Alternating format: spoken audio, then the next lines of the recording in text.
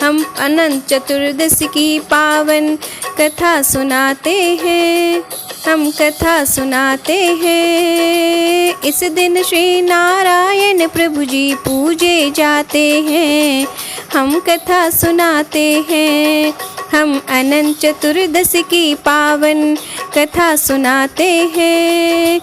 इस दिन श्री नारायण प्रभु जी पूजे जाते हैं, हम कथा सुनाते हैं।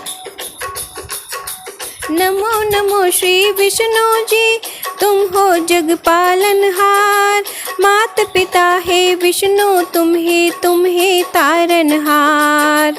आपकी माया आप ही जाने, महिमा अपरंपार। आपको ध्यान से जुड़े आपसे मन के द्वार। इस दिन श्री विष्णु का भक्तों होता है पूजन। अनेक रूपों में सत्यनारायण का होता वंदन। कण कण में प्रभु वास है, करते करते हैं कल्याण। खुश होकर अपने भक्तों को देते प्रभु जी ज्ञान। अनंत रूप में श्री नारायण कृपा बरसाते हैं, पावन कथा सुनाते हैं। इस दिन श्री नारायण प्रभु जी पूजे जाते हैं, हम कथा सुनाते हैं। द्वापर युग की बात है भक्तों, सुनो लगा कर ध्यान। श्री नारायण जन्मे थे, ले रूप कृष्ण भगवान। एक बार युधिष्ठिर ने राजसूय यज्ञ किया। यज्ञ मंडप का बहुत ही सुंदर था निर्माण किया। तब दुर्योधन यज्ञशाला में एक दिन आता है। समझ सखा न जल थल को, जल में गिर जाता है। अंधे का अंधा है बेटा, द्रौपदी बतलाई। चुभ गई कर्कश वाणी, उसको द्रौपदी इठलाई। अब तो बदला दुर्योधन तब लेना चाहते हैं, पावन कथा सुनाते हैं। इस दिन श्री नारायण प्रभु जी पूजे जाते हैं, हम कथा सुनाते हैं। फिर तो दुर्योधन ने एक युक्ति बनाई है। शकुनी मामा से मिल द्यूत क्रीड़ा रचाई है। द्यूत क्रीड़ा में पांडव अपना हार गए धन धान। वस्त्र आभूषण भी हार गए सम्मान। अंत में द्रौपदी को भी भक्तों हार गए बलवान। बैठ गए शनि सिर पर, ना फिर बचा सके सम्मान।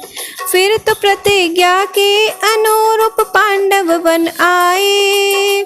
दर दर भटके वनवास पाए, दुख अति पाए। एक दिन कृष्ण पांडव से फिर मिलने आते हैं, पावन कथा सुनाते हैं, हम कथा सुनाते हैं। इस दिन श्री नारायण प्रभु जी पूजे जाते हैं, हम कथा सुनाते हैं। इस दिन श्री नारायण प्रभु जी पूजे जाते हैं, हम कथा सुनाते हैं। पांडव ने फिर श्री कृष्णा को दुख अपना बतलाया। श्री कृष्णा ने अनंत चतुर्दशी व्रत है समझाया। बोले कृष्णा सुमंत नाम के एक ब्राह्मण थे। पत्नी का नाम दीक्षा था, वे धर्म परायण थे। अति सुंदर थी उनकी कन्या, जब वो हुई बड़ी तभी अचानक उनकी पत्नी की फिर मृत्यु हुई। तभी सुमंत ने कर्कश से दूजा विवाह किया। कौंडिन्य ऋषि से पुत्र सुशीला का है विवाह किया। कर्कशा से ऋषि कंकर पत्थर जहेज में पाते हैं, पावन कथा सुनाते हैं, हम कथा सुनाते हैं। इस दिन श्री नारायण प्रभु जी पूजे जाते हैं, हम कथा सुनाते हैं। इस दिन श्री नारायण प्रभु जी पूजे जाते हैं, हम कथा सुनाते हैं। कौंडन्य ऋषि ने पत्नी संग फिर प्रस्थान है किया, सायंकाल तक एक नदी तट ऋषिवर गए हैं आन। सायंकाल तक एक नदी तट ऋषिवर गए हैं आन। तभी सुशीला की कुछ नारियों पे दृष्टि पड़ी, सुंदर वस्त्र पहने किसी के पूजन को थी खड़ी।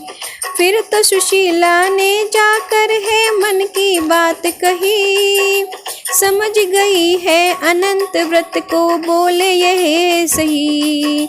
तभी सुशीला ने भी उस व्रत का है पाठ किया, 14 गांठ का धागा अपने हाथ में बांध लिया। कौंडन्य ऋषि को धागे का फिर महत्व बताती है, पावन कथा सुनाते हैं। इस दिन श्री नारायण प्रभु जी पूजे जाते हैं, हम कथा सुनाते हैं। पत्नी सुशीला ने सारा वृत्तांत बताया है, किंतु ऋषि ने तोड़ के धागा तुरंत जलाया है, जिस कारण श्री अनंत प्रभु का हुआ बड़ा अपमान, जिसके चलते नष्ट हुआ ऋषिवर का धन और धान। बहुत ही निर्धन हो गए ऋषिवर, बहुत ही कष्ट हुआ। दुख का कारण जान के पत्नी से फिर धन्य हुआ। धागा ढूंढने ऋषि कौंडन्य फिर वन में आए हैं, बहुत दुखी हुए ऋषि जब धागा ना वो पाए हैं। प्रभु अनंत ऋषि के आगे प्रकट हो जाते हैं, पावन कथा सुनाते हैं। इस दिन श्री नारायण प्रभु जी पूजे जाते हैं, हम कथा सुनाते हैं। देख अनंत प्रभु को ऋषिवर चरणों में आए, प्रभु अनंत ने दुख के कारण उनको बतलाए। बोले भगवान घर जाकर तुम अनंत व्रत करो, हर जाएंगे दुख सारे भंडारे खाली भरो। आज्ञा पाकर भगवान से ऋषि घर पे आए हैं, अनंत व्रत को पूरा कर फिर सुख को पाए हैं। 14 वर्ष पर्यंत व्रत कर मुक्ति पाते हैं, ये तो अनोखी पावन विधि कृष्णा जी बताते हैं। सुनकर पांडव अनंत कथा को वो धन्य हो जाते हैं, पावन कथा सुनाते हैं। इस दिन श्री नारायण प्रभु जी पूजे जाते हैं, हम कथा सुनाते हैं।